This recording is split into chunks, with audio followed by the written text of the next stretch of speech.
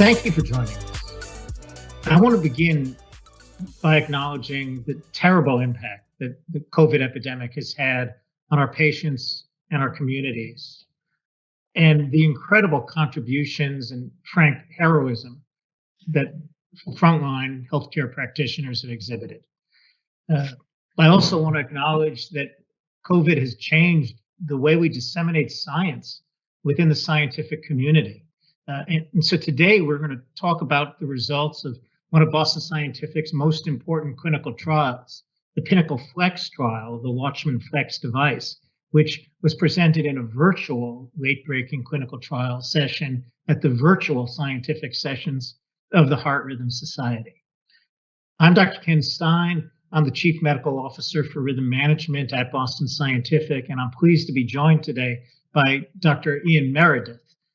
Ian is our Global Chief Medical Officer, and I think is well known to most of you in the cardiology community as a leader in the interventional cardiology community and the field of structural heart. Ian, you've had a lot of experience with structural heart procedures, including using Watchman. Let's begin. What was the intent in designing a new generation Watchman device, the FLX? Thanks, Ken, and thanks for inviting me to join you. And can I echo your sentiments about our frontline healthcare workers? Their bravery and dedication is just unsurpassed.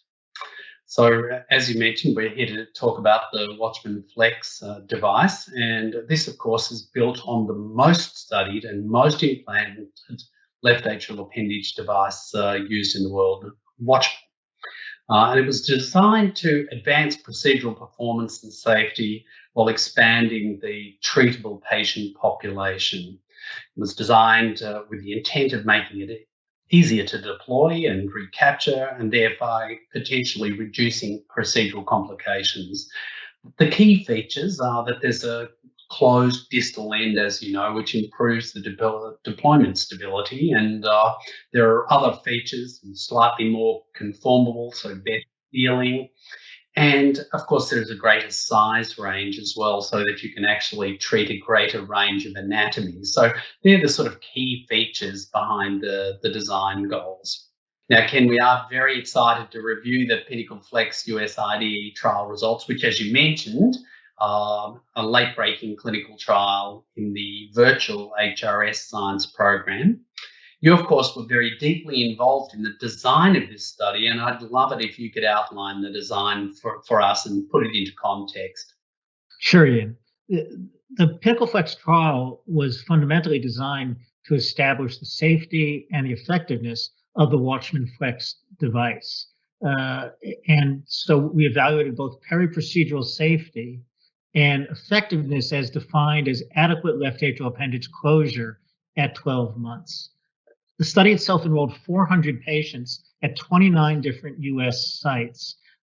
Patients were seen immediately during implant and post-implant, and then underwent transesophageal echocardiography at 45 days and again at a year.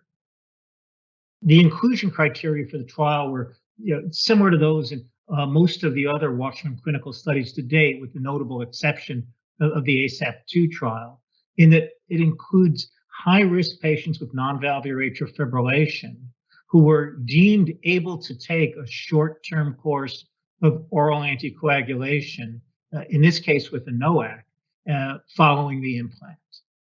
The primary safety endpoint of the trial was peri-procedural all-cause death, ischemic stroke, systemic embolism, or any device or procedure-related major adverse events, defined as those that would require surgery or major endovascular intervention. The primary efficacy endpoint was determined as the rate of effective left atrial appendage closure, defined by either no residual peri-device flow from the appendage or device flow less than or equal to 5 millimeters at that 12-month TEE. Of course, patients are being followed beyond the 12 months, and we will be reporting 24-month occurrence of ischemic stroke or systemic embolism. So, Ian, that's how we designed the trial. Now that we've seen the results, walk us through what's your take on who entered the trial and what were the safety results? Yes, thanks, Ken. And the patients who went into the study, as you mentioned, 400 patients, their average age was approximately 74 years, 2/3 male, 1/3 female, with a CHADS-2 VASC score of 4.2 and a Hasbled score on average of 2. Approximately half of those patients had paroxysmal atrial fibrillation, and about 23% had a previous stroke, TIA, or thromboembolic event. A third had high risk of bleeding or propensity to bleeding. So it was the typical population that you might study. About 30% were diabetics as well. Half were patients with vascular disease. And again, not an uncommon population. Now, the procedural success was 98.8%, and the number of devices used was 1.2 devices per patient. So very good results there.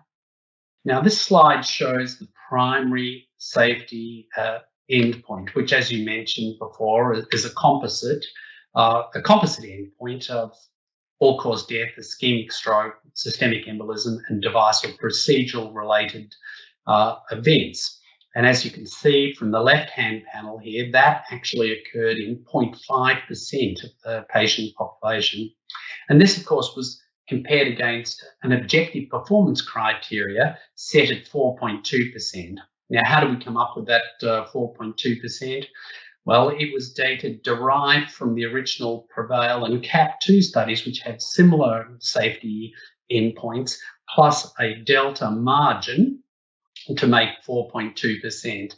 And you can see here 0.5%, even with a 95% upper confidence bound of 1.6%, was well inside that performance criteria. So highly significant difference in terms of the safety of this compared to the performance criteria. The panel on the right here shows the rate of that same composite endpoint for the PREVAIL trial, and then CAP2, and then subsequently later in time with Pinnacle. And we can see there's a stepwise improvement in those safety endpoints, composite endpoint over time, which indeed is a very important finding, Ken.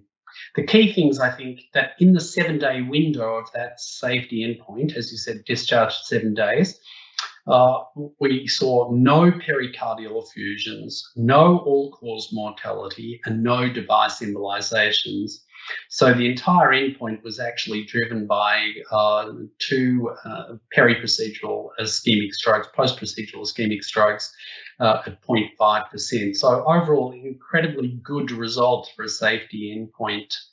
Ken, these results are very interesting indeed, but I'd like you, with all your experience in other left atrial procedures, to put those results in the context of other left atrial procedures in terms of safety outcomes.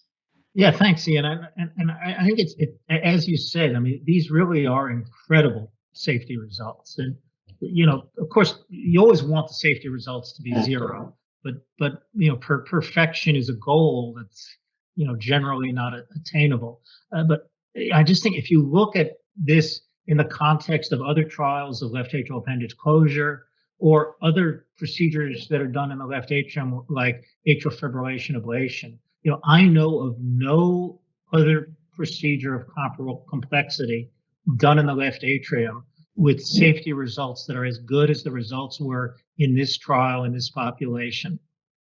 Now, it's a very important observation, Ken. Now we've mentioned the safety results, I'll get you to walk us through the efficacy and primary efficacy endpoint results and explain why they were chosen too. I think it's important to do that.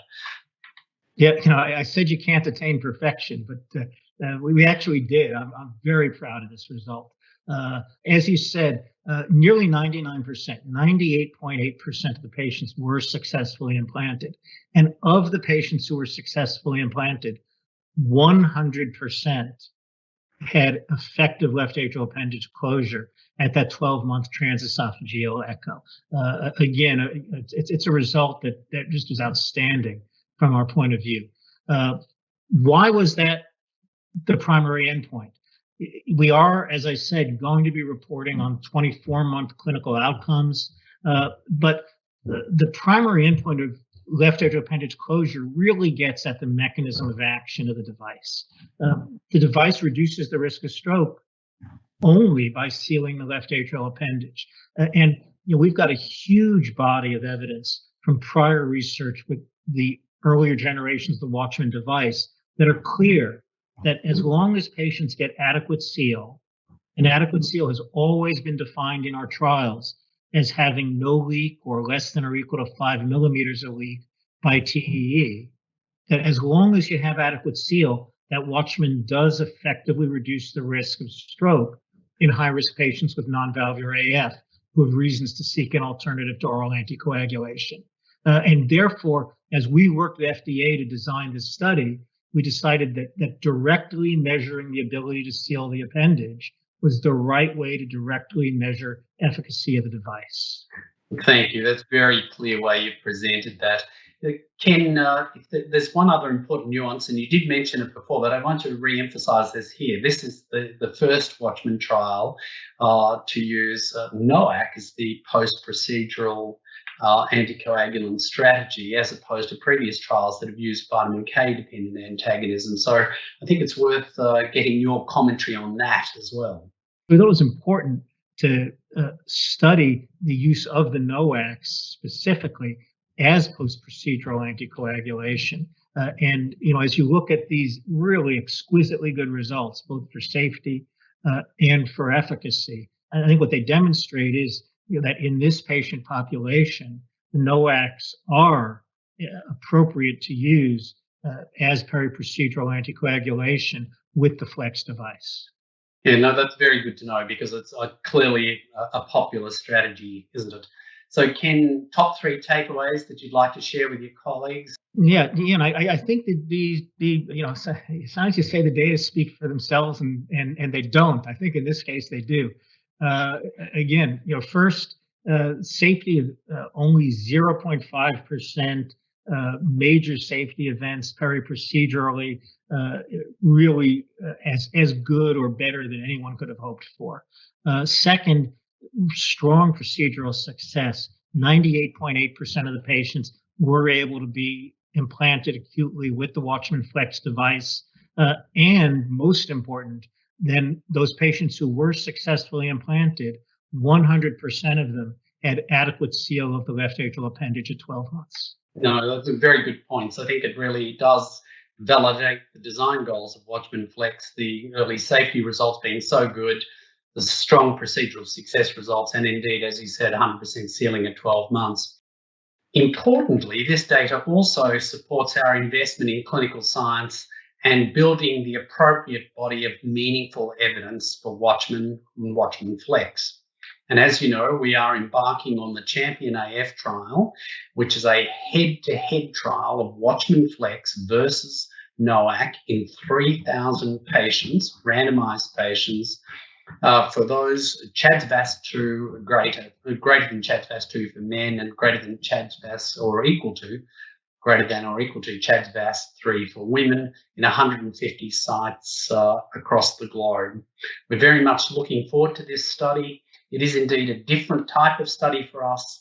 We are now embarking on shaping how medicine will be practiced in the future. So exciting times ahead. Thank you very much for joining us. Thank you, Ken. All right. Thank you, Ian.